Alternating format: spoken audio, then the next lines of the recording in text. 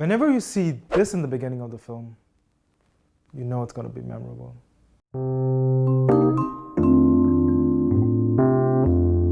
Hello everyone, welcome to the Bucket List Reviews. My name is Gibran and I'm here to talk about the new silent animated film, which was also nominated for an Academy Award this year, The Red Turtle. The film tells the story of a man who gets stranded on a deserted island. He tries several times to escape the island on a homemade raft, but it gets destroyed every time, strangely enough, by a red turtle. Frustrated and confused, he finally confronts the red turtle, and well, that's where things start getting interesting. As I mentioned in the intro, the film is co-produced by Studio Ghibli, responsible for creating some of my favorite films of all time. I think everyone can name at least one of their favorite Studio Ghibli film. The Red Turtle is directed by a Dutch animator, Michel Dudok-de-Wit, and it's a collaborative project between France, Belgium, and Japan. Boy, I don't know what I can say about the film without spoiling the narrative of it, but I'll first get this out of the way.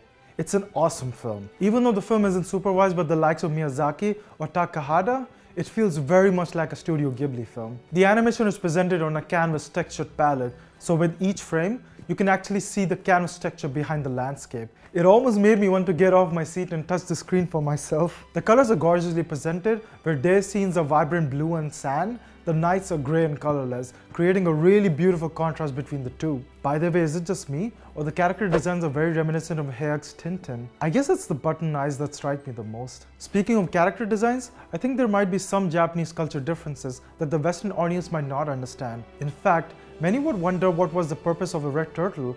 Why could it not be just a human being? This goes way back in Japanese folklore and fairy tales, where people transform into animals and vice versa. Without going into too much detail, it's used as a symbolic reference that nature and human beings are internally connected to one another. A clear collaborative mixture of Shintoism and a bit of Buddhism in it. But since I mentioned the cultural differences between Japan and America, the Red Turtle once again prominently presents the strong differences between Disney films and Studio Ghibli films. Without giving anything away about the plot, The Red Turtle is a story about life and passage of time. The visual and development of the story, at least in my opinion, should not be taken literally. It's a composite of different aspects one goes through with the miracle of being alive. And this is where I prefer Ghibli films over Disney's. Although harmless and entertaining, Disney films always try to shelter children from the natural aspects of life. The notion of death is either presented off-screen, like so many missing moms of Disney princesses. Seriously, what's up with that? Or it is used as a dramatic standpoint of the film's plot. For example, Bambi or The Lion King. Studio Ghibli, on the other hand,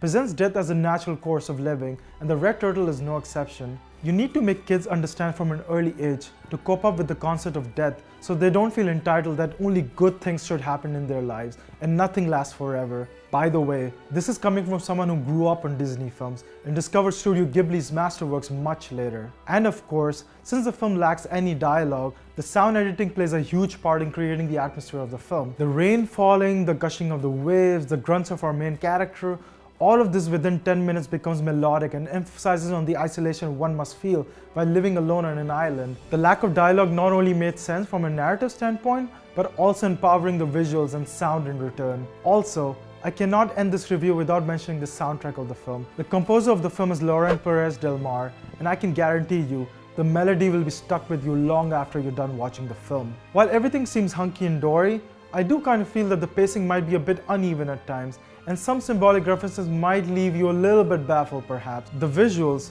although brilliant, did not dazzle me like Princess Mononoke or The Tale of Princess Kaguya. The Red Turtle is a fantastic film in its own right, but it's not going to break any new grounds in animation. Just a strong silent reminder, no pun intended, why hand-drawn animation should exist in the world of today.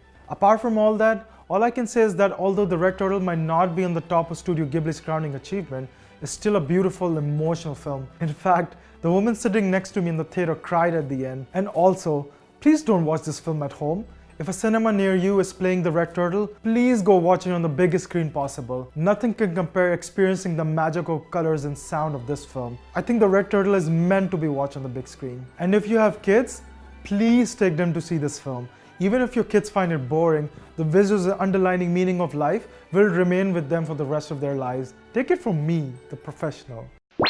And The Red Turtle deserves a 4 stars out of 5. So, which Studio Ghibli film is your personal favorite? Let me know in the comment section below. And as always, like, subscribe to the channel. And this is Gibran bringing you the films that you have to watch before you kick the bucket.